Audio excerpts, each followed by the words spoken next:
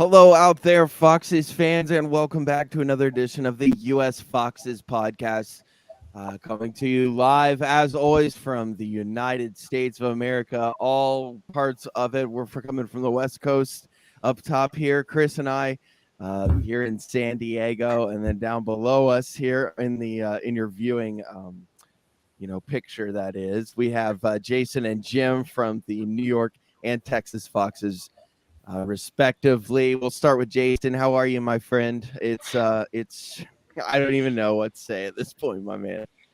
Yeah, man. I'm just I think I'm a little bit fired up and ready to just jump right in today for sure. Good, because Chris and I are dealing with about 150-degree heat here in San Diego, so we're already warming up, aren't we, Chris? Yes, it's been a hot one. It's going to be a hot one for the next. I think it's a hot one for many a reason at this moment in time, including the managerial seat at Leicester City. But yeah, it's absolutely filthy hot here. It's going to be filthy hot through the rest of the week. But yeah, like Jason said, full of, I don't know, just the ability to rant on what that was today. Just shocking. Literally, yeah, record-breaking heat. It was 89 when I went out to my car this morning at 5:30. To go to the bar. It was 89 degrees, Jim. That's Texas hot, right? Like, we could qualify as Texas Foxes now, right? Well, I know. I guess California is moving to Texas, so maybe Texas is moving to California. Hey, wow. And by the way, Californians are welcome to Texas, in my opinion. I might have to come there, dude, if this stuff keeps up. This is insane.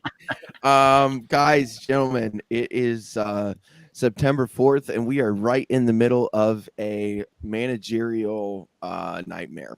This is something that, even the optimist part of myself had hoped that once the season got started, the boys got behind the club, the fact that it's a World Cup year and guys were going to be playing. I thought everything would work itself out. Everybody was going to make this work, and it hasn't, Chris. It's just we're in full tailspin now on all sides, and yeah, anything that you can say to, I don't know, shed some light or your opinion on this, because man, it's gone worse and worse. I'll try my best to put that fantastic optimistic front on. I mean, we can score goals. I think that is probably the only highlight is that we can go to these teams and we can score goals. I thought Docker and Iheanacho were pretty good up top today. I thought they were motivated. They led the line pretty well. But yeah, Matt, I think that's pretty much all I've got. It's like, we can score. We're not very good on the other end of the pitch, but if we can fix that at that end, we're going to win some games because we can score goals. So normally when teams go down, it's because they concede and they can't score. So if I'm being a glass half full guy, which I want to be on this podcast, then I'll say the fact that we can score goals at the top end of the pitch means even by complete luck, at some point, some team's going to have a shocker on the other end, and we're going to win a game that way. But I think the fact of the matter is it was tough today. I think some of the players we desperately need at the moment just didn't turn up. I thought Matters, I think the moment he gave the ball away for that goal, his head just dropped. And when Matters' head drops, we're in trouble. We were in trouble last season when that happened. And we're again today. We're in trouble. And I mean, I'm sure Jason and Jim will talk more about this, but some of the tactics and formation, I think we changed formation at least 4 times today. We played every player, it seemed, out of position. It was just nuts in that sense, mate. And I think if you're going to have that lack of stability and cohesion, then results like this today are going to happen. Yeah, shambolic defending, just a nightmare at the Amex today. A team that in the past we've kind of prided ourselves on being able to just handle and say that, we're not a mid-table, literally hung our hat on the fact that we're not a mid-table team. We're beating these teams, and Brighton was one of those teams that we consistently had no problem with. And they're a well-coached team by Graham Potter, and we saw the difference in managerial. I don't even know, confidence is the word, Jason, right now. Like, we just saw what a real manager looks like versus what the fuck we got right now. Yeah, look, I think you can, in the Premier League, there are just too many good teams, right? And too many teams that can play decent football. I think you can take personnel and scrap it. Everything starts with how well a team is prepared. I don't care who the other 11 is. The side that is the better prepared unit is going to win more times than not. And what we saw, like Chris, what you said was we had changing formations. Well, leading up to the game, more wholesale changes in the setup, and throughout the game, constant changes. And again, I just kind of like the constant refrain. I just keep saying it week after week. We are a team that doesn't know where the players are on the pitch, and we're playing against sides that have this drilled into them. They know where their teammates are in their sleep, and they know the type of football they're trying to play, and everybody knows their role. No one knows their role at Leicester City Football Club right now. I don't even think like the water guys know their role right now. It literally, it just, everyone just kind of stands around and looks around. Oh, is it my job? Is it my turn to do something? And I think one of those glaring positions that I've defended him hand and foot till the end, but Danny Ward this week. Oh my God, Jim. Wow. Go ahead. That's all I got to say. We'll get back into it. But Danny Ward, I've done everything I can defending him. The guy can block a shot. Holy shit, the guy can block shots. I did it again today. But the man's decision making as far as playing where to play the ball and playing the ball with his feet is just catastrophic. And we saw today with possibly one of the best capture of a slow motion fuck you that I think we've seen in a long time in professional sports, Jim. Yeah, I think Danny Ward couldn't make a decision at the McDonald's dollar menu right now. I know I think like a few of us had said that he's been doing I think what people at my work call a yeoman's job. So basically turning up at maybe not his real job, day job. I'm not sure if it is anymore. But organizing the back four is not something that he can do. And I know we've been chopping and changing the back four a lot, but he's been the constant amongst that group. And for those people who have been goalkeepers, Matt, I know you're a goalkeeper. I was a goalkeeper at college. People who have met me probably shocked at that. And the one thing I had was, you organize the people in front of you and you tell them what's happening. You talk to them the whole game, and you make sure that if they don't know their job, you damn well tell them what their job is. And he doesn't do that. Look, was it his fault that we lost today? No. Is he instilling confidence in the back? Whatever we're playing, 4-5-3, I don't have a clue at the moment. No, he's not either. I don't think Casper was the best organizer of defenses in the world, but he had something that at least they probably listened to him.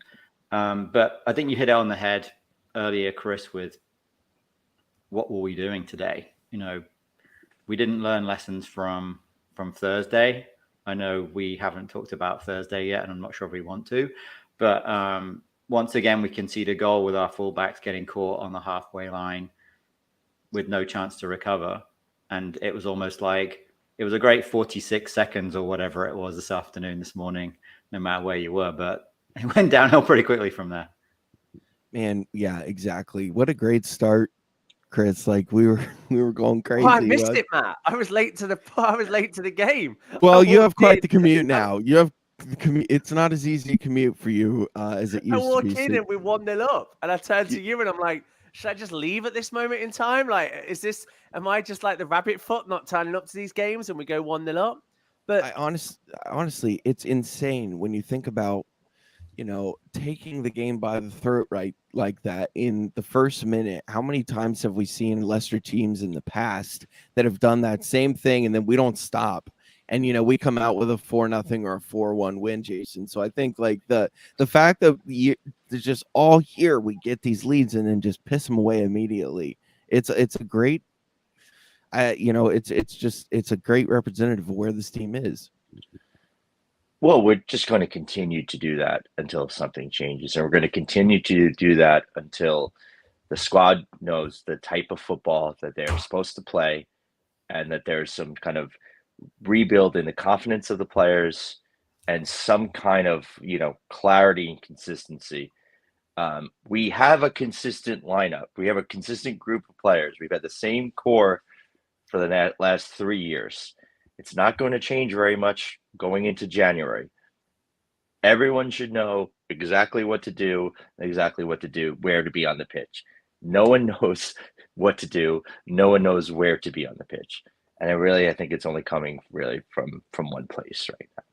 Yeah, clearly the fans, because it's our fault, according to the press conference today. It's really crazy. Jim is referring, for those of you who don't know, Brendan now is literally flailing like an infant in the pram, because the guy now has blamed I don't who's next? The physios, lack of faulty pies at halftime. Yeah, maybe. exactly. The people working in the janitors at the KP. Like, I honestly, Jason, how pathetic is it that now you're coming after the fans? And I understand the fans have not been happy to him even before Stockport. The fans were happy with him, but it to do this now, man, what a terrible look. Yeah, well, I don't know if you wanted me to get going on the rant this early, but Brendan Rodgers gets paid a lot of money. He gets paid an exorbitant amount of money. He gets paid in one season what a whole row of the visiting fans might dream to make. And these are folks who are spending a lot of their time, a lot of their money to travel all the way down to go to these games.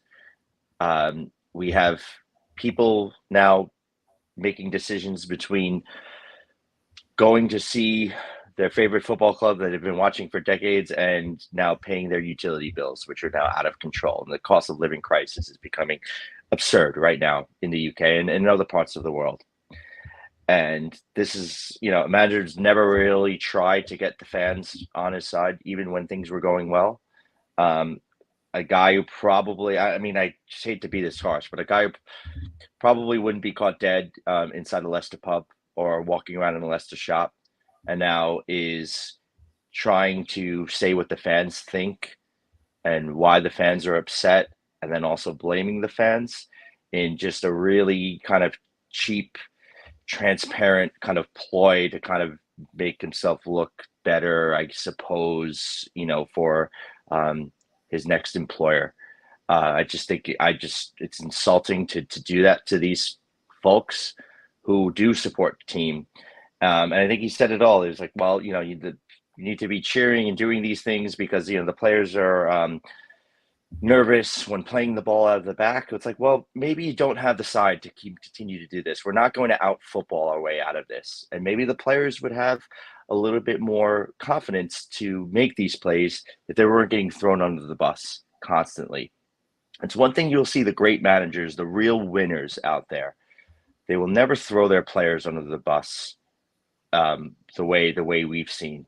And there are countless instances of this happening when, we've made mistakes. Players have made mistakes. But before he's even gone to the press conference, still on pitch side, throwing players under the bus or criticizing them or saying what they did wrong on certain goals, you would never see I don't know, maybe someone can find some clips of some other managers, but I can't remember Pep Guardiola or Klopp or any of these types of managers that you want to put yourself up against doing anything like that. And the players are clearly playing with no confidence and no idea what to do.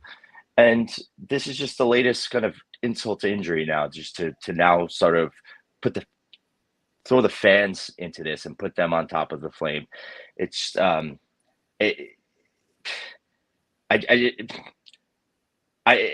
now to also say, fans are booing because of transfer activity.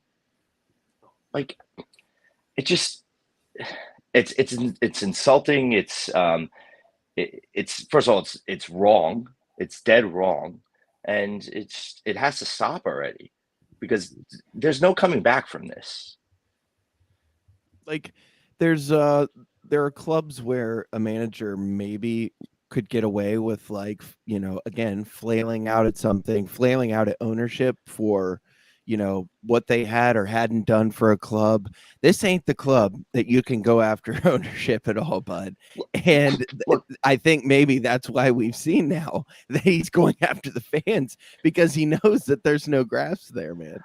Well, look, there are issues happening on the business end, right? Like, we're the only Premier League side that couldn't make, any real signings. And so obviously there are some issues, right? There's things that need to be corrected on the finances. King Power isn't going through the best time right now on their end.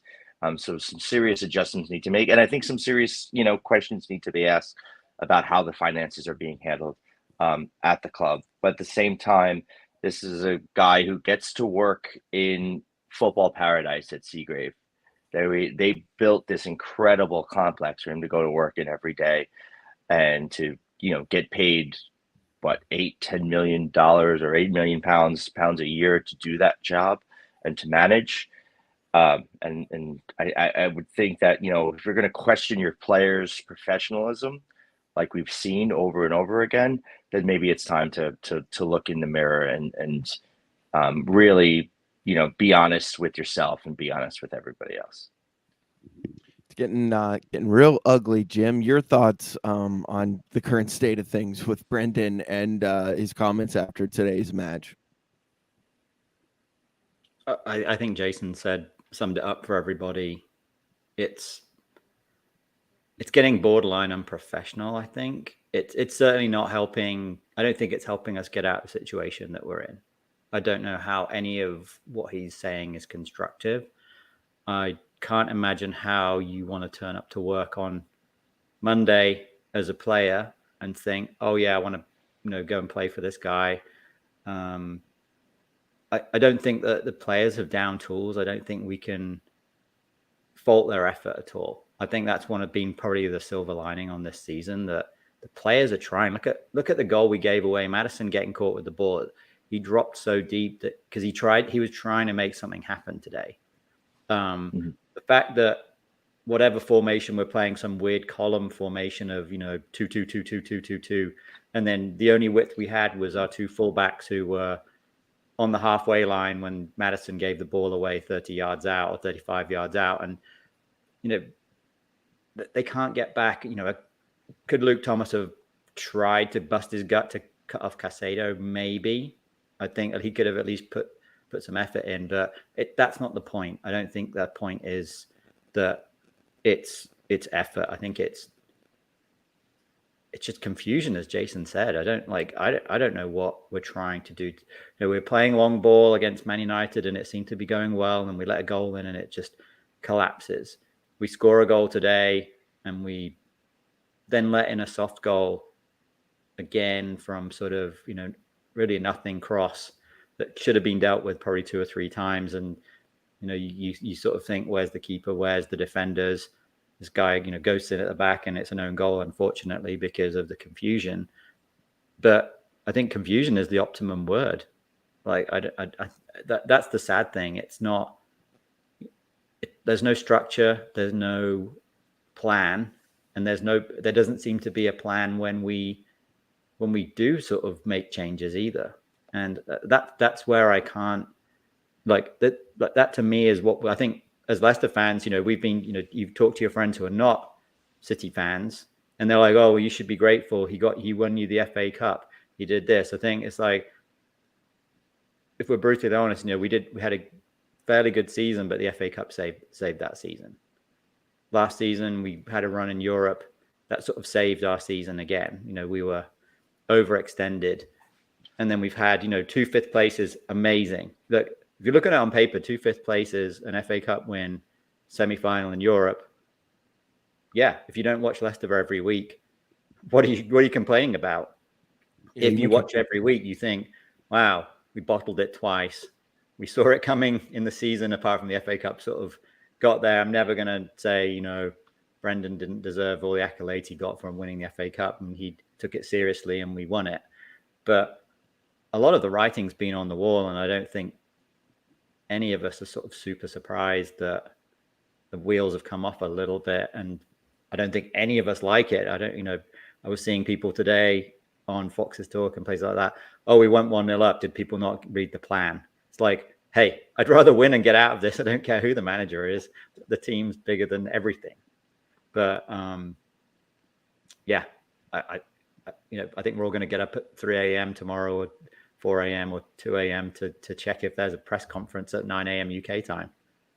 It's such a good point about that FA Cup year too, because we remember we played the same. For those of you maybe don't remember, we played the same Chelsea team a few weeks later for a chance to finish in the top 4 and shit down our leg. In lack of better terms. So that's a great point there, Jim. Jason, your thoughts, man? Anything you want to add? Yeah, well, I mean, that European last year, we had a side that was the players were completely run into the ground, and just injuries everywhere, and just horribly mismanaged. Clearly, I mean, that just doesn't happen. That's not a fluke that you have another season like that, where just players are just injured up and down the lineup, and every time you try to get them back, you're not making it better.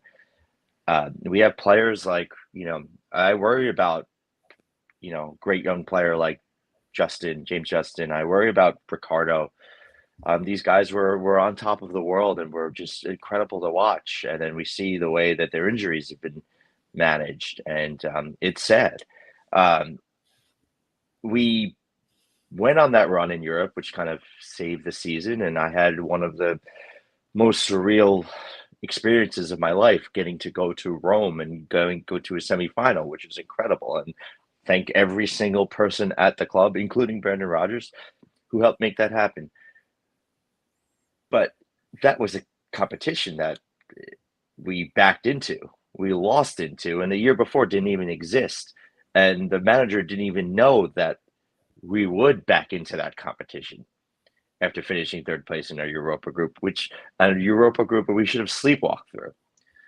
So the like Jim said, the writing's been on the wall. But what we've seen though over these years is there's a consistent pattern. Every time things kind of start to go a little wrong, it's always someone else's fault. It's a player's fault. It's the player did this. It's never some outside boogeyman. Like you see the real great managers, like they always find a way. They blame something that the other team is doing. They attack the officiating. They just do these types of things and then sort of keep everyone together behind the scenes. But with us, it's always one of our guys who's the problem when it comes to our manager. I think people are just sick of hearing this for so long, and we're also sick of hearing the club talk down the way it has been for all of these years. If Brendan Rodgers wrote the history of Leicester City Football Club, you would think that we had just finished 17th by the skin of our teeth the year before he took over. And that's just not the case. He inherited a very good squad, and a lot of those players are still with us. And we are falling to a depth that was much lower than what he had inherited. And this is a club that, this is a proud club, but it's a proud city. And I think people are just tired of I'm not going to speak for Leicester with my New York accent, but who wouldn't be tired of the just the acts and just all of that crap being told to you, like after all this? Like, we know what the truth is. We know, what state the club was in when he took over. We know that things aren't good right now with the finances, but it's not the time to complain. We have 1 point out of 6 games. Like, that is just atrocious. How many clubs in history of the league have stayed up after collecting 1 point out of 6 games? How many managers have stayed in the job after a run like that?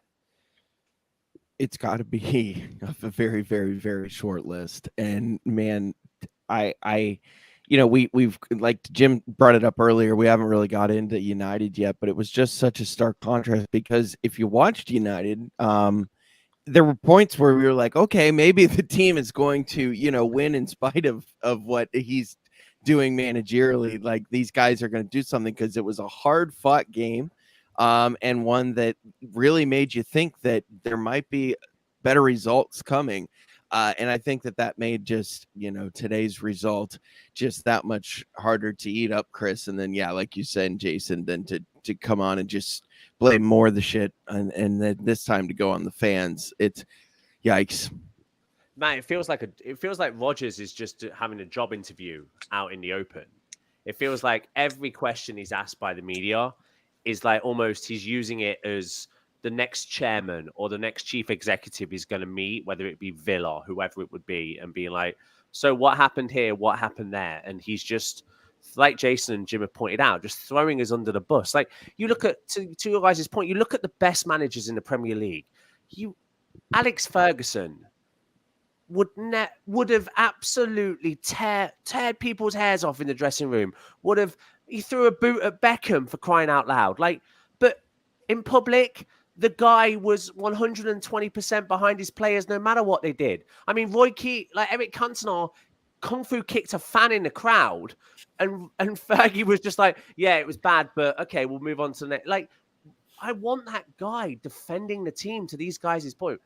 I just want somebody that has that passion and enthusiasm for the club. And to what Jim and Jason said, like, you don't see that with Rodgers. You just see this as the stepping stone to the next thing. And that's not what I want as a manager. I want somebody who sees this as an opportunity of a lifetime, a chance to go and take the club to places that they've never been before.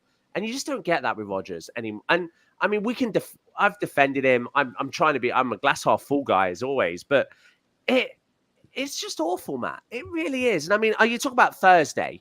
I thought Thursday, again, epitomized this season in the sense that there was a team there that was prime for the taking. Like, just like Chelsea the week before, this United team is going to get better, but they're not great at this moment in time. They're a bang average United side. Like, I feel we could have won that game. I really do. Like, but it's just that the tactics, the lack of aggression, giving the opportunity for the lads to go take it, and it's just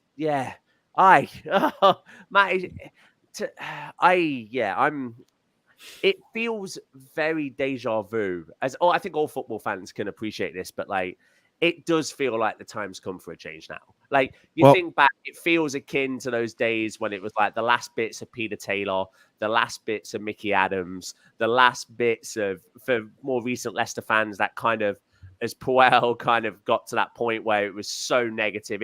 It just feels like we've come full circle now, and it's time for a change. I kind of think it feels a bit more like Ranieri, because if, again, back to my comment about if you're not a Leicester fan, you look at and like you've got Rodgers, blah, blah, blah. He's a young, hip manager with loads of energy, apparently. And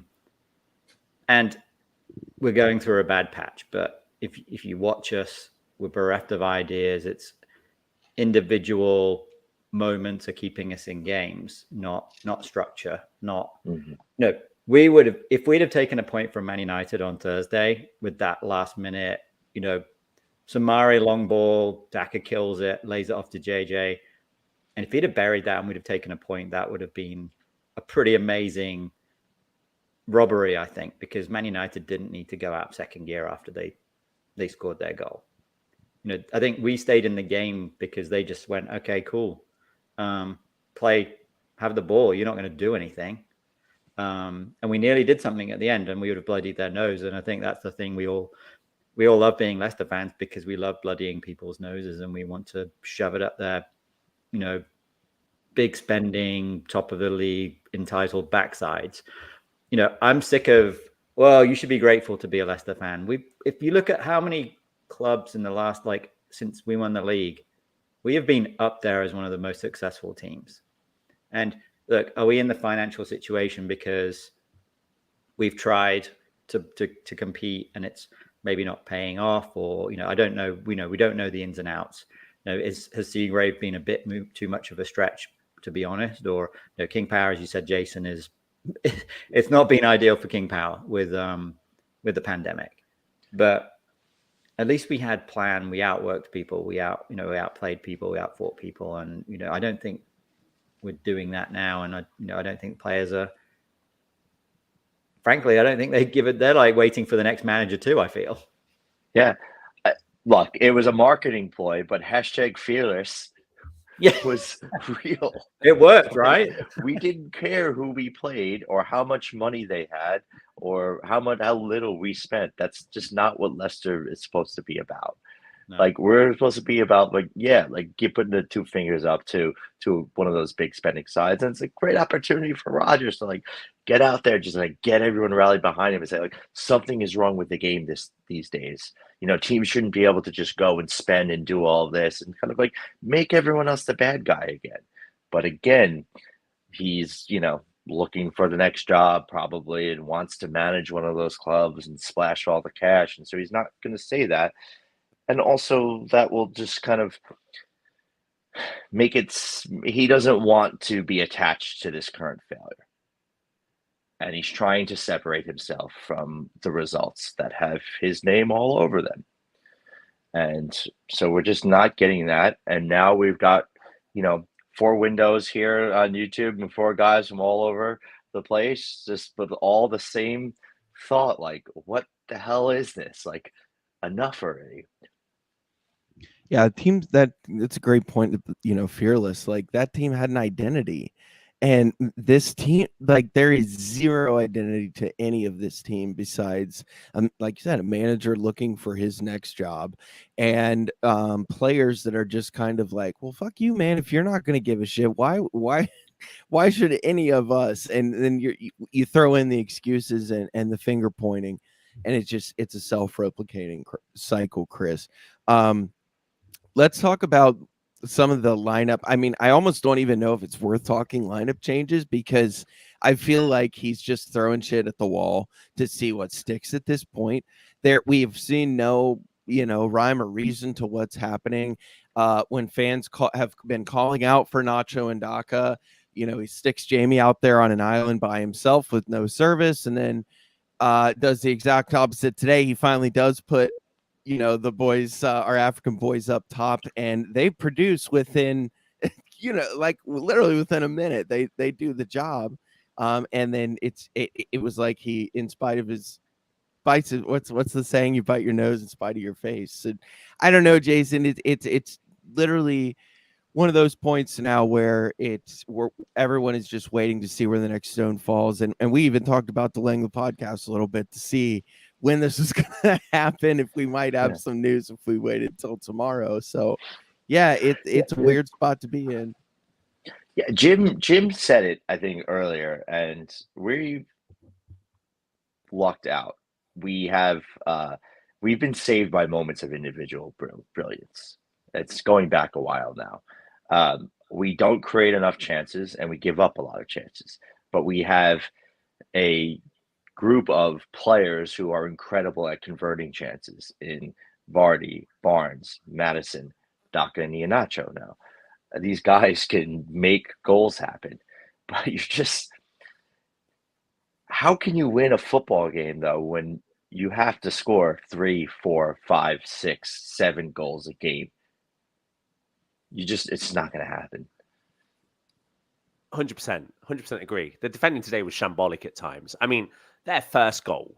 I mean, where I'm just they're like what we used to goal be, had man. the same thing in common though. It was a lack of press, and then just as Jim and Jason have pointed out as well, our fullbacks are so high up the pitch that all of a sudden you've got 2 versus you're overloaded defensively, and you're in trouble at that point. I mean, the first one, just like okay, they get one, Yeah. or I'm sorry, we get one, and instead of what, if it would have been us, and what did happen with us is immediately they score, our heads go down, and like this, we get that goal in the beginning, and their team they just look at each other like, that's some bullshit, let's go, and they use that as a firing pin. Versus, you watch what happened with us, it's the exact opposite. It was boom, boom, boom, boom, just no fight, Chris.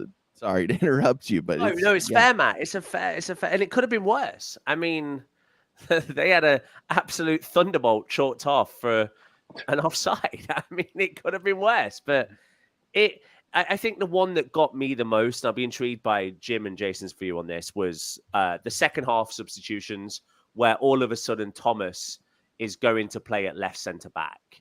a guy that is one for 145 pounds, or for British people, 9 stone 5 wet.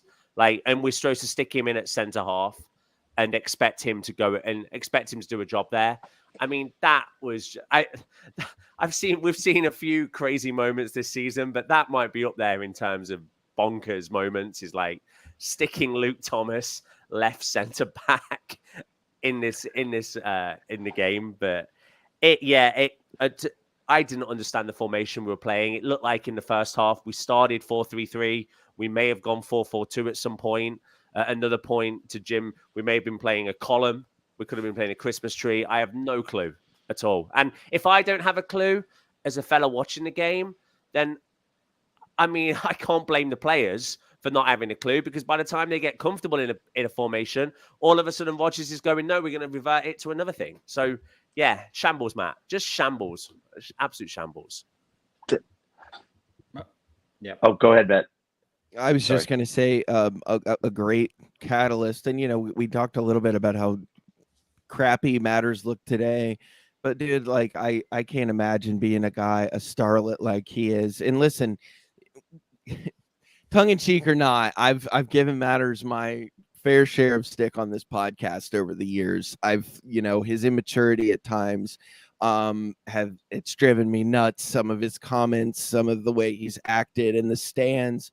But I think that we're seeing a guy now that is stepping into a role, he is coming into his own as a player. And now, of course, it's being met with Brendan Rodgers' lack of professionalism as a manager and the shit that's happening with that. And it's going like this because Matters today looked like a player with no leadership. He looked like a player that was not excited to be there, that knew that before he came out, the locker room wasn't talking to each other. And I mean, shit, guys, look at the interaction. I joked about it earlier, but look at that interaction between Ndidi and Danny Ward. Like, that doesn't. Can you ever imagine a player telling Kasper Schmeichel to fuck off? Like, it wouldn't have happened. But when you got a keeper, and like I said, I've defended him, but when you got a keeper and his jersey's too big, like, I think his jersey is just like a perfect, representation of what I think the role just might be too big for Danny, but it's also encapsulating just the locker room altogether, man, because there's just no confidence here, guys. It's a shame. James Maddison is the best attacking English player. Period. For me, bar none. I mean, same. What he did last year, with just the nonsense around him sometimes at the pitch, with a midfield partner who just like didn't really seem like he wanted to be there very much, was phenomenal. And having to play in a position that he doesn't normally play in, on the right wing for a lot of that season. The guy can play. The guy should be playing in the World Cup. I think he's that good. Didn't have his best game today. No one really. Daka, I thought, was very good. Daka was a bright spot for me. Great finish. But I can't. I'm not going to criticize any one guy on a team, and I'll even give Danny Ward my full backing from today, even though he didn't have his best game, because I just cannot imagine how any of those 11 players and any of the subs that were brought in could possibly play to their best potential, with all of just the chopping and changing and just the just lack of motivation that's coming from leadership to for me it's no wonder why no one had played a great game, because it's just how I don't know. How can the manager think that any of these guys can perform at their best with just rotating set of tactics, and that like every 15 minutes it's like, let's spin the wheel and let's see where we're going to play now, where Brighton knows exactly what they're trying to do out there with the pitch. Yeah, but again, go ahead, Jim. Sorry. I think the odd thing is Yuri seems to starting to give a fuck again, which is pretty interesting. He's actually trying, maybe look. I'm happy. Rubber meets the road time, man. He's got no choice if he wants to get into that. He's actually been running around. He's trying. I think we got to stop him tackling. I think as Glenn says in the chat, it's definitely time for Mike Stowell to take over the next game if we can't figure out who is the next permanent manager. But I think like you're seeing players trying to take some ownership, but it's only certain individual players who are doing it. There's people who are sort of running around headless chicken. As you said, the whole like Chris, the Ndidi Ward thing was like, that's like a Sunday league game where it's, either, it's the goalkeeper's first game and you're like, mate, what are you doing? Who are you?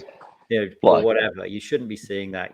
I think that there's, don't know if you disagree on that one, Jason, but look, this wouldn't be the first, because we've been Leicester fans for a long time. It wouldn't be the first time we've seen defenders and keepers and defenders go at each other. We had the back lines of, Jerry Taggart, Matt Elliott, Steve Walsh. You had Robbie Savage out there, like guys giving each other and actually physically like going after each other. Yeah. So I think I don't think Wolves exactly been as good as he was as a stopgap last season either at centre back. He looks a bit lost.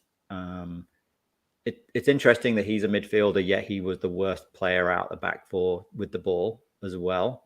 Fair dues to Brighton today. They just didn't even have to press that hard and they put us under pressure. This was the thing. It's like Man United sat off and let us play and we kind of got to the halfway line and then we could start, doing some whatever, right? But they were, at that point, they were sort of 1-0 up and whatever. But Brighton pressed us and they put us in a lot of trouble. And I think you don't need to press us that hard to freak us out right now. And that's why Maddison came back. He saw what was happening. He's like, guys, I'm going to give you an extra man and give me the ball and I'll turn. And someone was up his backside. He lost it. And the thing is, our fullbacks are on the halfway line. They're not thinking, all right, okay, you're playing short to a midfielder. Let's maybe sit back. We're playing it short out the back and let's work this and play, get neat triangles. It was, no, we're going to bomb on as much as possible. I think if I look at the heat map for Justin, and this is not a criticism, Justin, he was our right winger. He wasn't our right back. Luke Thomas was sort of, he was pretty deep the whole time, apart from the freaking goal that we gave away. Harvey Barnes just plays left midfield, left wing, regardless of our formation. I think there was a bit of a gap between whoever was meant to be left midfield, centre mid, if we were playing, 4-2-4 diamond or whatever it was, or 4-3-3. I don't know who our left midfielder was supposed to be, but it was a humongous gap. Like Harvey Barnes, I can see that maybe he's off because he's not following, whatever tactics, and we wanted to match them, 3-5-2. However, he also terrified the crap out of when he got the ball. What we don't do is get him the ball quickly. We don't work to our strengths.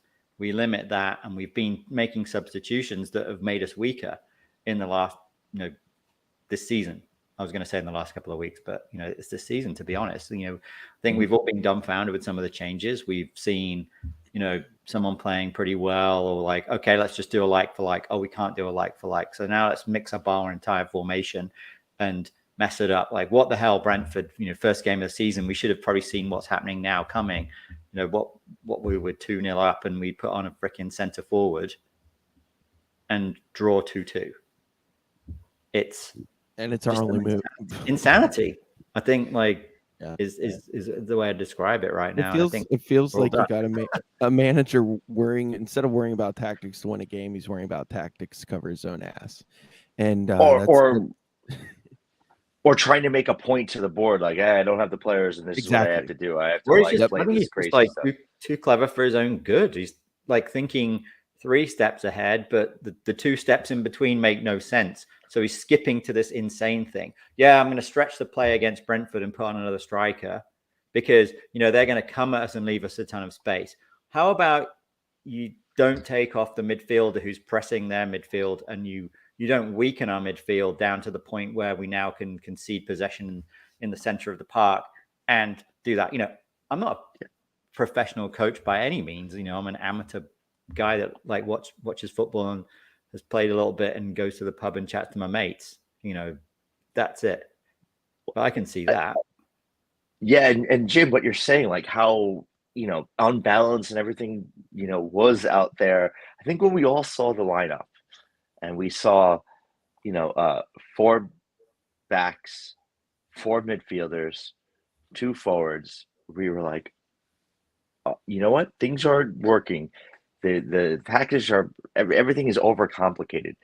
Maybe he's having a Mike Bassett moment and saying, "Ladies and gentlemen, Leicester City Football Club are going to play a 4-4 fucking 2." Right? And we're like, all right, yeah, simplify the game. Obviously, things are just getting a little too like. Let's make it simple and just go out there and play. And it was anything but a good bread and butter 4-4-2, man. And I think it's incredulous. We have one. Well, I'm going to say one winger, but we've got Mark Brighton who can play on the right. He can play on the left. Like, is he at the prime? No, but can he come in and just maybe stretch and play? We've got Perez, vice captain, man. Right. Yeah, it's like, yeah, he's that to me is another like amazing guy that Mark Albrighton is. But your vice captain should probably be someone who's in your starting 11 who can come in, and we know Johnny Evans is made of glass, but so pick a vice captain who's going to maybe back him up and play. He's Johnny survived some knocks this year. I think again today. I know I wasn't the only one that had their tongue bit. Like just praying for that man to get up. He's always been a bright spot as well. Yeah, I think he's maybe not hit the highs of last season, but he doesn't give up. Like Maddison doesn't give up. I don't think any of the players sort of gave up, apart from Luke Thomas when he was tracking back for that first goal. But poor Luke, sorry. It's just, I think we're all like dumbfounded, aren't we? It's just, what we saw today was a team of exactly. What we saw today was a team of Brighton players and manager, an entire squad of guys trying to make a name for themselves versus a squad, players and managers that think that they've made names for themselves and are ready for whatever the next step's going to be. There are 2 clubs in completely different mentalities right now. And that's just, it was such a stark contrast. I don't know, man. If it has to be the catalyst for change and what is finally going to make, like you said, if we're all getting up early tomorrow to see a press conference and see the title of the pod, get the corner flag out, then maybe it is what it is, and we're going forward. Chris, anything else that you wanted to hit? You hope that. So I thought he'd be gone this evening, to be honest. I thought the way when you get tanked like that, that's typically the catalyst for an immediate change. The hope that if you're thinking, is he going to go? You would think maybe the club are doing some due diligence. Maybe there are obviously things that have to happen for sorts of changes to happen. I mean, it's a lot of money. I mean, that's the problem when you're paying the 3rd most expensive manager in the Premier League to be your boss. It's a hell of a lot of money. Say that again. Say that one more time. Just go ahead and say it, just so people can. The 3rd most expensive Premier League manager, I think, in the league. It's going to be a lot of money to buy him out. I mean, Jason, I think you said that's a summer signing. Yeah, pretty much. Yeah. There it is. There's a transfer budget right there. 2 Josh Bowlers. I think, and we're in a serious situation here. We cannot flirt with relegation. I mean, look, if it happened, and we've done it before. All of us have gone through it. We'll do it again. We'll continue to back the team. Most fans will, right? Like that's just what we do. That's part of our identity as Leicester City fans. We're just, doesn't matter where they're playing, who they're playing. This is our club, and this is who we're going to back. But I mean, this information is public. We have to be creative with financing. A lot of other clubs are doing this too, to kind of get money up front, because instead of having to wait a whole season to get your Premier League money. And when you take out these loans, the best way to kind of guarantee them is to put them against future Premier League winnings. Well, that's not going to be there if you get relegated. And so If we think that the financial situation is bad now, it's going to be a whole lot worse if we go down. So it's going to cost a lot to make a change. Obviously, I never wanted anything to come to this. I don't want the karma out there of like saying that someone should lose their job. I just not the way I like to be. It's not the way I like to talk. But this is a guy, like we said earlier, like you just said again, right here, Chris, is that he gets paid a lot of money to do this, and it's a wonderful job in an incredible setting, in a state of the art, beautiful facility with a golf course in there as well. I mean, if any one of us or any of those fans that traveled to Brighton got to work there every day, you'd think you won the lottery, and you would have, right? You would have done something right in your life to get there, and it's just we can't hear this anymore. We can't hear the same story, and we can't hear anybody else blamed. We've got a guy who's in, a position that people would dream to be in, even if it is the stepping stone. It's just enough is enough, and this club can't be taken for granted anymore. This club can't be talked down, and the supporters can't be taken for granted, and the supporters can't be talked down anymore. It's great point, man. Let's I think that's a great, unless anybody else has anything to add to that. We've got Villa coming up this weekend. Next weekend, I should say, because it does feel like a week has gone by already since that match this morning. Villa this weekend, and boy, talk about a club that's right on the same. The Midlands right now, not Midlands football. It's going through a bit of a rough patch. But Villa's in a very tough situation as well, and what a weird time to be meeting each other. It does seem to happen that way when you got teams struggling. Your thoughts going into Villa, Chris? I honestly, you can make it real quick. We don't need to do a deep dive because who the fuck knows who's even going to be. Craig Shakespeare could be in charge by the time we get back in there. Matt, for our new US listeners, we call this in the UK the proverbial 6-pointer, because this is the one where seasons can be won or lost on these games when you're playing the team above you or 2 games above us. So it's the biggest game of the season by far.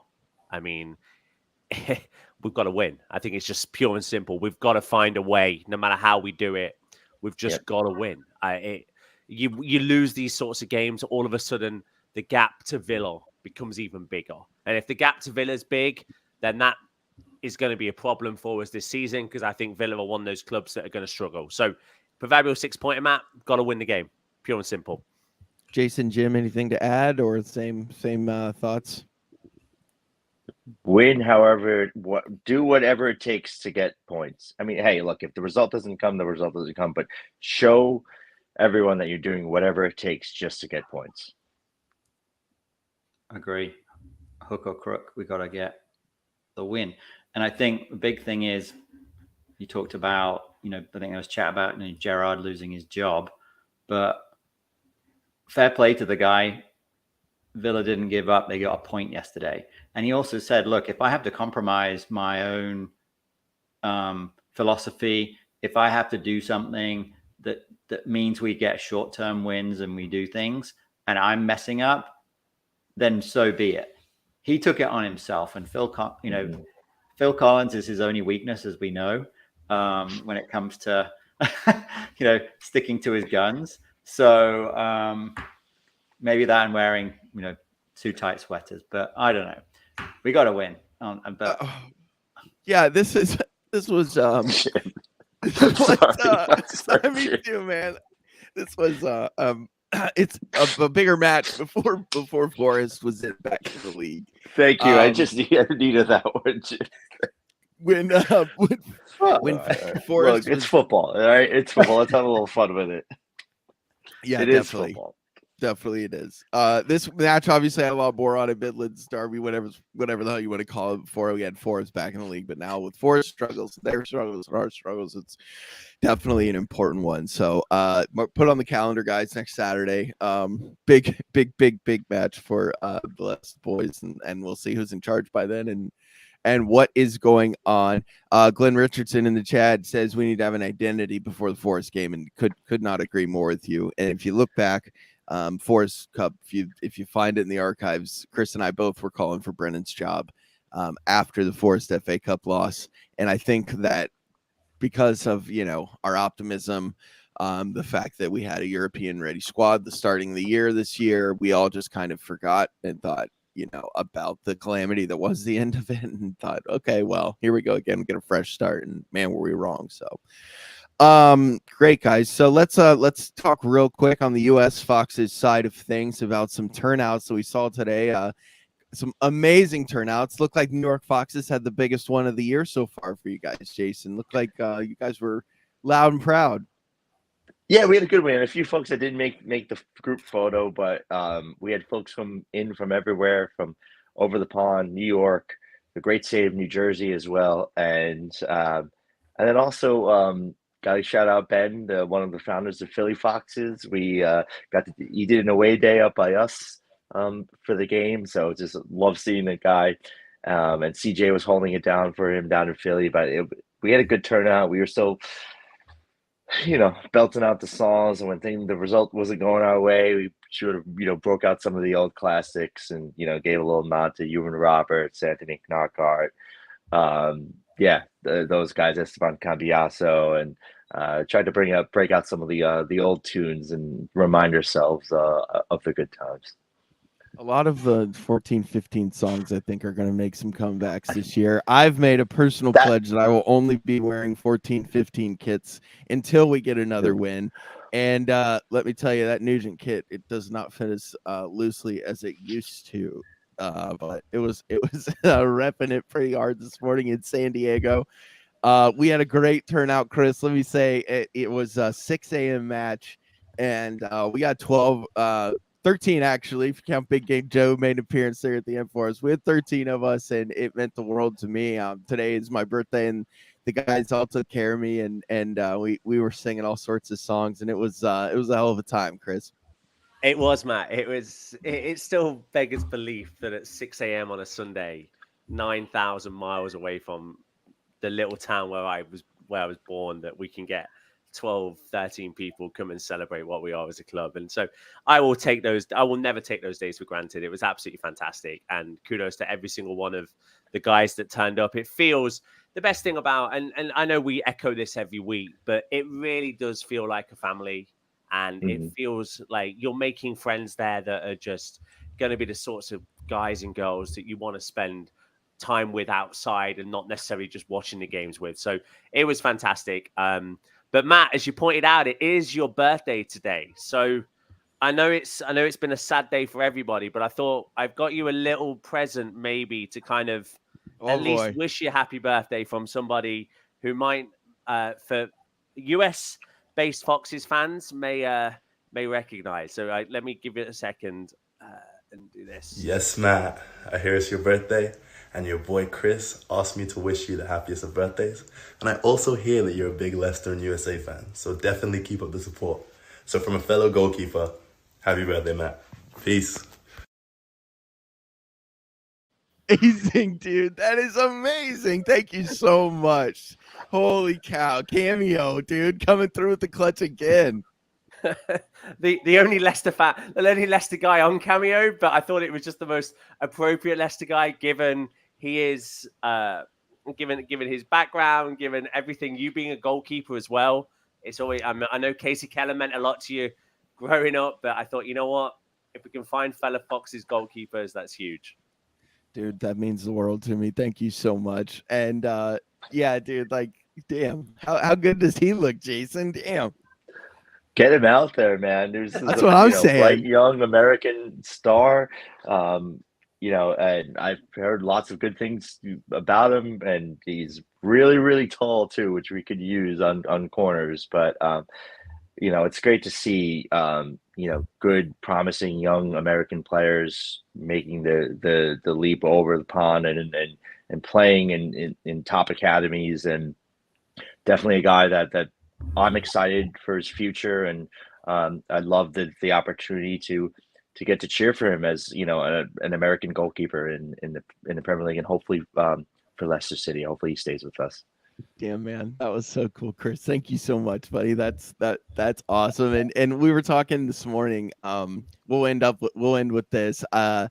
Actually, we have a new member of the San Diego Foxes, a girl named Stephanie. She's a recent joinee and convert. We brought her out for a few matches, and she fell in love and ordered the jersey, and she's coming. She was there this morning, and Arsenal played right after us, and it's an Arsenal bar, so there's 120 Arsenal fans that start rolling in towards the end of our game and stuff. And it was really cool. And we pointed out to her, it was like, here are the 12 of us are every single one of us, hanging out, talking and everything. And you watch 100 different Arsenal fans all come in and go to different parts of the bar and not say a word to each other.